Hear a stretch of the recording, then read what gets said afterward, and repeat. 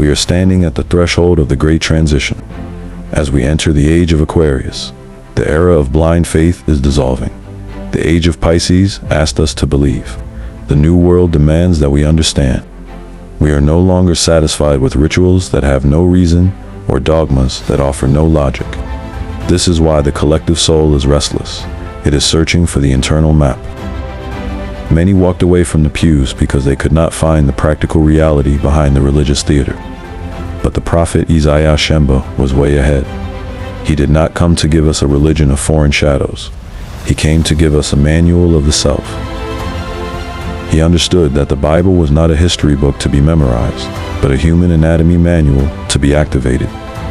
He taught that the kingdom of heaven is a physiological destination you can walk into in the flesh, provided you know how to navigate the manna within. Welcome to the age of understanding. Welcome to the Shembe and the Science of Being series. Today, we reveal that the Prophet Shembe was not just building a religion. In 1910, the people he encountered were spiritually and psychologically shattered. In this video, we showed that the Prophet was not just building a religion, but restoring a celestial blueprint. Shembe understood a profound truth. You cannot teach a high voltage, spiritual current to a people whose biological fuses are blown by trauma. When a human is trapped in survival, the frontal lobe, the seat of higher reasoning, effectively shuts down. The nervous system becomes locked in the reptilian brain. He became a spiritual engineer. He chose to reclaim the Bible and use its parables as a gentle delivery system. He wrapped the highest laws of biological transmutation in stories of mansions, fathers, and sons, rebuilding our sovereignty from the DNA up. To understand the science of our restoration, let us listen to the blueprint left to us by the servant of sorrow. This is the parable of the 12-room mansion. There was a man who gave his son a mansion with 12 rooms. He wrote certain symbols on the doors and said, "My child, observe good habits while you live here in this house that I have built for you." One day, the father went to visit. He came to the first door, but the son had gone into that room with a harlot.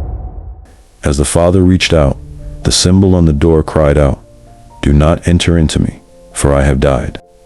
The father wept and returned later to the second door. But again, the son had fled, and the symbol spoke, "Father, your son has also killed me." The man fell to the ground in agony. For at which side shall the father enter, when we have done evil to all the members of our house? The parchment tells a story of grief, but the science tells a story of opportunity. The prophet wasn't talking about a building made of stone. He was talking about your cranium. Why 12 rooms? Because emerging from your brainstem are exactly 12 pairs of cranial nerves. Jesus' 12 disciples. These are the fiber-optic cables of consciousness. They are the 12 gates of the holy city. Most people think this is just a story about morality. But in this series, we are going inside the mansion. We are going to decode the biological wiring of these 12 rooms and discover how your habits are either insulating your nerves or burning them out. We have identified the mansion. Now, we must open the doors. Let us now decode what it means to kill a symbol and how we can bring these rooms back to life. We are moving from parable to biology. You have seen the mansion. You have heard the father weep for the killed symbols on the doors. But who are the inhabitants of these 12 rooms? In the next episode, we pull back the veil on the greatest story ever told, the one happening inside your own nervous system. The 12 disciples are not men who lived 2,000 years ago. They are the 12 archetypal powers of your soul. Charles Fillmore revealed that Jesus represents the I am, or spiritual identity, and the disciples are the specialized faculties he must call and train to manifest the kingdom. When Shembe speaks of the sun killing the symbols of the rooms, he is speaking of the misuse of these divine powers. Peter representing faith, governing from the center of the brain, pineal and thalamus.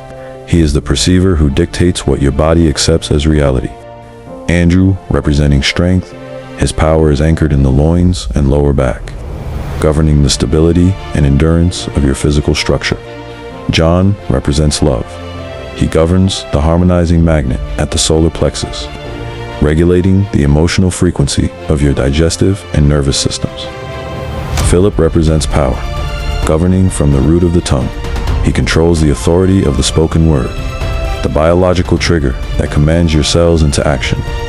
When you use the power of Philip's speech to lie, or the love of John to lust, you kill the symbol on the door.